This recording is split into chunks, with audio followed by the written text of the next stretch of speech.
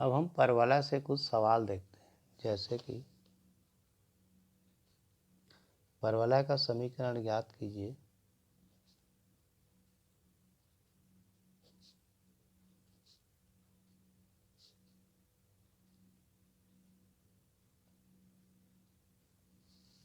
जिसकी नाभि दिया है कितना 2 3 तथा नीता दिया है x माइनस 4y प्लस 3 बराबर 0। मतलब यह है कि उस परवलय का समीकरण ज्ञात करना है जिसका नाभि और नीता दिए हों। तो क्या करना है, इसके लिए हम क्या करेंगे, माना कि परवलय पर कोई बिंदु, जैसे कि जो बिंदु मानते हैं, माना कि परवलय पर कोई बिंदु क्या लेते हैं, उसको P, जिसका निर्देशांक क्या है XY है। नाभि को S से व्यक्त करते हैं 2 3 तथा नीता दिया है यहाँ पर,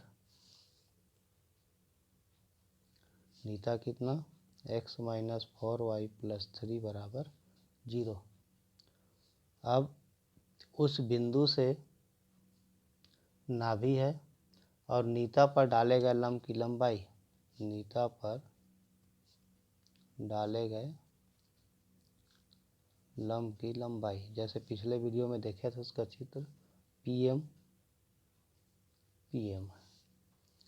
तो यहाँ पर ये जो है क्या होता है, यहाँ पर उस बिंदु से नाभि की दूरी और नीता पर डाले गए लंब की लंबाई दोनों आपस में क्या होते हैं, बराबर होते हैं।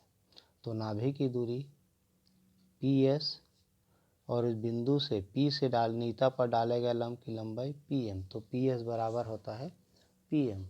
तो यह दोनों का मान ज्ञात कर लें। जैसे PS बराबर बिंदु P से नाभि की दूरी, तो वर्गमूल नाभि का निर्देशांक 2 3 है, तो x ऋण 2 का वर्ग धन y ऋण 3 का वर्ग हो जाएगा, बराबर वर्गमूल विस्तार कर लें तो क्या होगा, x वर्ग ऋण 2 दूने 4x धन 4 धन y वर्ग ऋण 3 दूने 6y धन 9, कुल मिला के हो गया।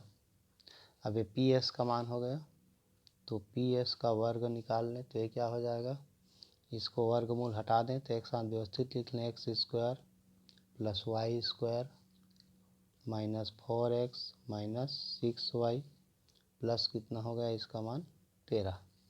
ये PS का वर्ग निकल गया। इसी प्रकार PM अर्थात P से नीता पर डाले गए लंब की लंबाई, तो इसके लिए क्या करेंगे, नीता का समीकरण क्या है, x माइनस 4y प्लस 3, लंब की लंबाई के लिए क्या करते हैं, अपान वर्गमूल x का गुणांक कितना है 1 का वर्ग धन y का गुणांक ऋण 4 का वर्ग, तो यह हो गया x ऋण 4y धन 3 बटे वर्गमूल कितना 1 और 4 चौक 16, 16 और 1 हो गया 17।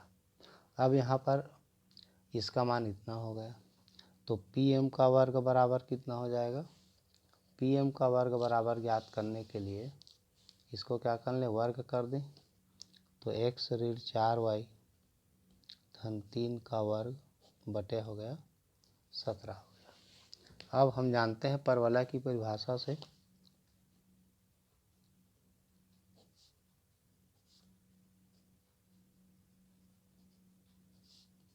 क्या है, PS बराबर PM, तो PS का वर्ग बराबर क्या हो जाएगा, PM का वर्ग।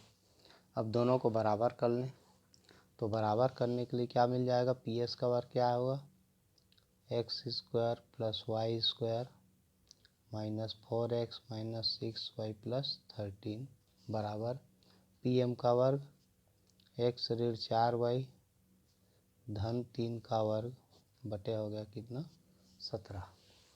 अब इसको हल कर लें, हल करेंगे तो ये हो गया 17 का गुणा हो जाएगा, बाकी मान को जो कहते हैं अब हल कर लें अपने तरीके से। तो ये क्या हो जाएगा, x square plus y square minus 4x minus 6y plus 13 बराबर, अब ये जो है x माइनस 4y धन 3 पूरे का वर्ग, तो a प्लस बी प्लस सी का होल स्क्वायर का फार्मूला लगा दें यहाँ पर। तो क्या होगा यहाँ पर, a का वर्ग प्लस बी स्क्वायर मतलब 16y स्क्वायर प्लस सी स्क्वायर मतलब 3 का वर्ग कितना हो गया 9 प्लस 2ab अर्थात 4 दूने 8xy, तो यहाँ माइनस है तो माइनस 8xy प्लस 2bc, तो 4 तिया 12, 12 दूने 24y, तो हो गया माइनस 24y और प्लस 2ac, तो 3 दूने 6x, तो यह हो गया कितना प्लस 6x, यह हो गया इसका मान। अब इसको उधर ले जाकर घटा दें तो ये मान हो जाएगा x वर्ग यहाँ 17 है तो 16x स्क्वायर हो गया।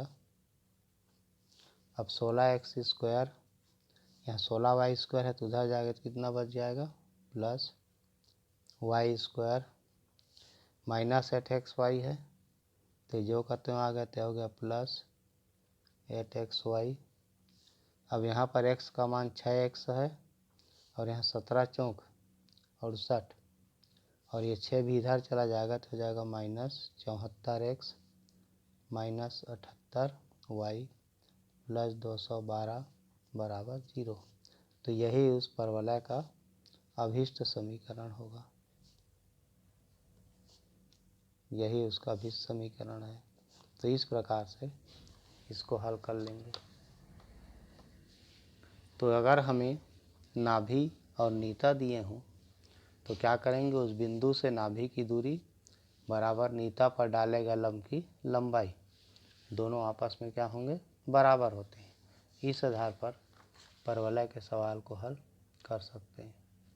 अब यदि यहाँ पर ये दिया हो, एक प्रकार और है कि नाभि और नीता से संबंधित सवाल इस प्रकार से हल हो जाएगा। अगला देखते हैं, यदि इसमें दिया हो कि किसी परवलय का समीकरण दिया हो, उसका शीर्ष अक्ष नाभि एवं नाभि लंब ज्ञात कीजिए। तो ये समीकरण ज्ञात करने के देने के लिए यहाँ पर उसके समीकरण को पहले व्यवस्थित करना पड़ेगा। तो जैसे देखते हैं कि मान लेते हैं समीकरण दिया है एक्स स्क्वायर, जैसे प्रश्न है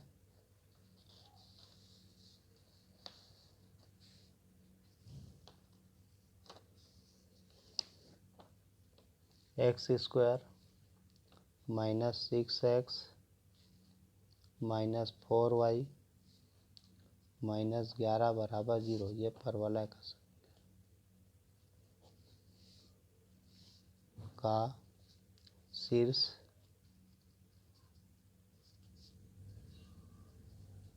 नाभि के निर्देशांक अक्ष तथा नीता का समीकरण ज्ञात कीजिए।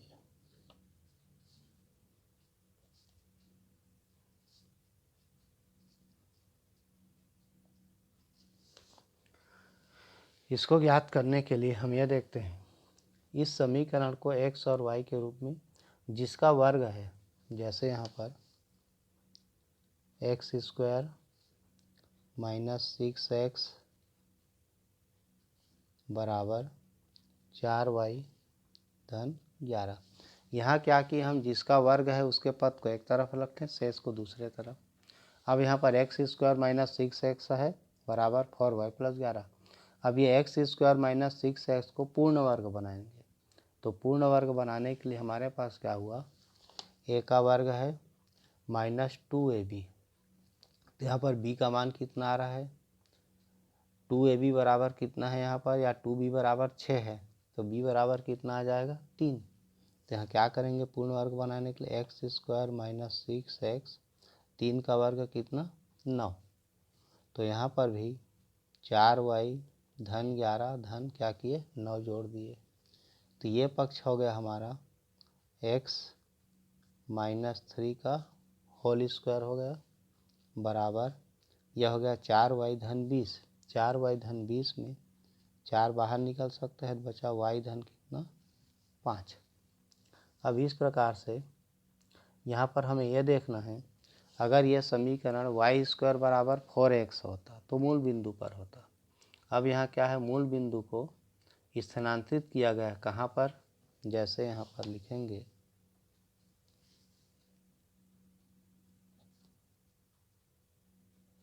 मूल बिंदु को कहाँ स्थानांतरित करेंगे, जैसे यहाँ पर ऋण 3 है और यहाँ पर धन 5 है।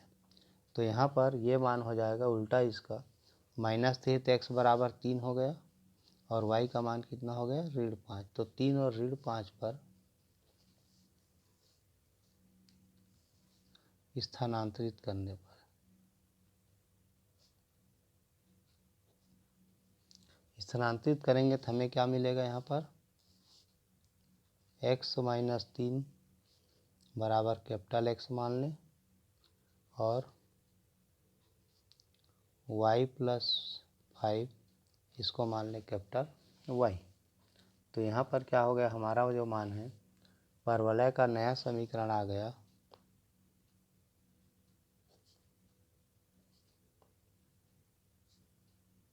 क्या मिल गया, x स्क्वायर बराबर 4y प्राप्त हुआ। अब इस रूप में इसका तुलना कर सकते हैं, जैसे यहाँ पर हम इसकी तुलना करें x स्क्वायर बराबर 4ay से।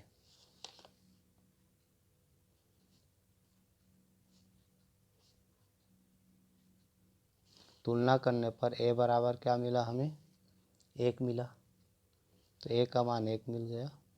अब यहाँ पर शीर्ष क्या होता है, शीर्ष का निर्देशांक परवलय का शीर्ष a का निर्देशांक क्या होता है 0 0, अर्थात x बराबर 0 और y बराबर 0। तो x बराबर 0 में क्या है मान x - 3 बराबर 0 हो गया और यहाँ पर y धन 5 बराबर 0। तो x बराबर हो गया कितना, x बराबर 3 और y बराबर ऋण 5। तो यहाँ पर इसका शीर्ष का निर्देशांक हो गया 3 ऋण 5। इसी प्रकार इसका नाभि के लिए नाभि का निर्देशांक क्या होगा, x बराबर 0 और y बराबर क्या है यहाँ पर a होगा, क्योंकि x स्क्वायर बराबर 4ay है। तो ये जो किस अक्ष पर है y अक्ष पर है। तो यहाँ पर हो जाएगा x बराबर 0 और y बराबर a है, तो a का मान कितना है यहाँ पर 1 है। तो ये हो गया x ऋण 3 बराबर 0, तो x बराबर हो गया 3 और y का मान क्या है y धन 5 बराबर 1 है। तो ये हो गया y बराबर हो गया ऋण 4। अतः नाभि के निर्देशांक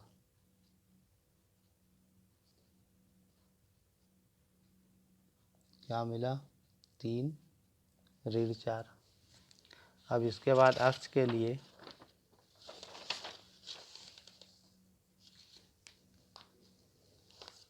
अगला इसका अक्ष, तो यहाँ पर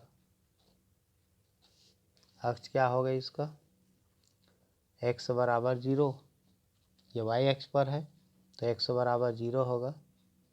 तो इसको क्या लिखेंगे हम x ऋण 3 बराबर 0, या अक्ष का समीकरण क्या हो जाएगा उसका x बराबर 3। नीता के लिए क्या करेंगे, यहाँ पर इसका जो नीता है y बराबर -a के रूप में आएगा, क्योंकि x अक्ष के धनात्मक दिशा की ओर है परवलय, तो उसका नीता नीचे होगा ऋणात्मक दिशा की ओर।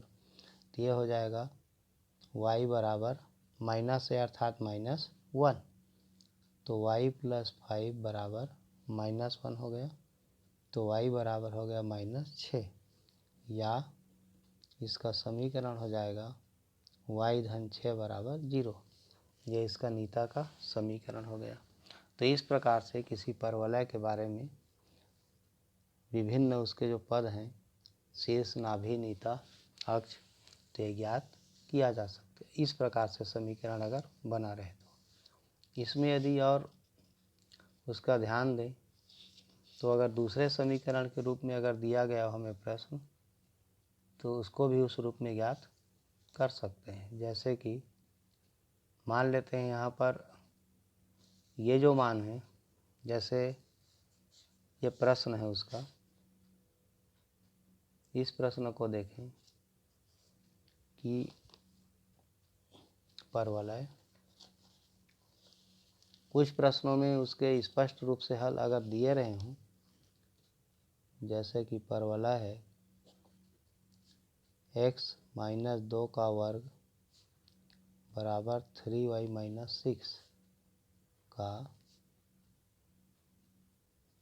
शीर्ष, नाभि के निर्देशांक, अक्ष और नीता का समीकरण ज्ञात कीजिए। तो इसको ज्ञात करने के लिए जो समीकरण दिया रहेगा जिससे हमें तुलना करना है, तो तुलना करने के लिए हम क्या करेंगे इस पर, तो पहले ये देख लें कि ये जो मान है उसके किस स्वरूप में आ रहा है। जैसे कि x ऋण 2 का वर्ग बराबर 3 बाहर निकाल लेते हैं, यहाँ बचा y ऋण 2। अब यहाँ पर उपयुक्त समीकरण में इसको भी स्थानांतरित कर दें, तो x ऋण 2 बराबर कैपिटल X मान लें और y ऋण 2, जो y ऋण 2 है इसको कैपिटल Y मान लें। तो यहाँ पर हमारा जो नया समीकरण मिलेगा, यहाँ पर नया समीकरण क्या मिला, x² बराबर 3y। तो x² बराबर 3y हो जाता है, जो किस रूप में है, x² बराबर 4ay के रूप में है। ये जैसे इसके पहले वाले में था, मतलब y अक्ष के धनात्मक दिशा की ओर है। तो यहाँ पर इसका शीर्ष पहले a का मान निकाल लें, तो ये जो 4a है, 4a बराबर कितना है, 3 है। तो 4a बराबर 3, तो a बराबर कितना हो गया, 3/4। तो यहाँ से a का मान निकल गया। अब इसका शीर्ष नाभि निकाल लें, तो शीर्ष 0 0 अर्थात x बराबर 0 और कैपिटल Y बराबर 0। तो x का मान क्या है, यहाँ पर x - 2 है, तो x - 2 बराबर 0, तो x बराबर हो गया 2, और y का मान y - 2 बराबर 0, तो y बराबर 2। तो इसका शीर्ष हो गया 2 2 हो गया। शीर्ष के बाद नाभि के लिए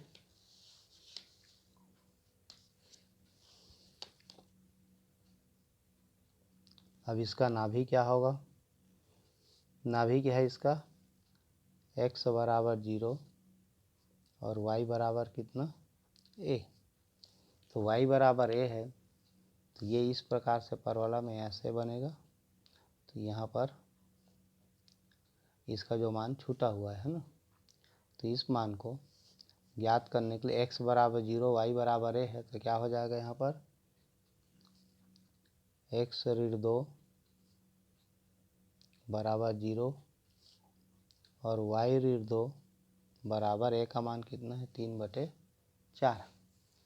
तो यहाँ पर x बराबर 2 हो गया, y बराबर 2 धन 3/4।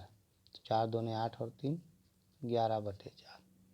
तो इसका नाभि का निर्देशांक हो गया 2 और 11/4 हो गया। अक्ष का समीकरण ये y अक्ष पर है, तो अक्ष का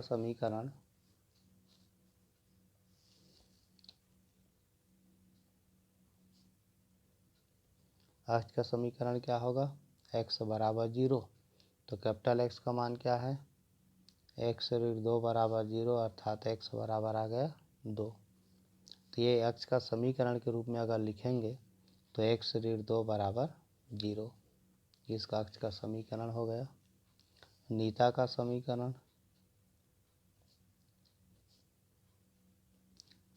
समीकरण, y बराबर -a। तो y का मान क्या है, y -2 बराबर a का मान 3/4, तो -3/4 हो गया। तो ये y बराबर हो जाएगा 2 ऋण 3/4, अर्थात 4 दूने 8 ऋण 3, तो ये हो गया 5/4। तो ये इसका नीता का समीकरण हो गया। इस प्रकार से इसके सभी मान ज्ञात किया जा सकता है।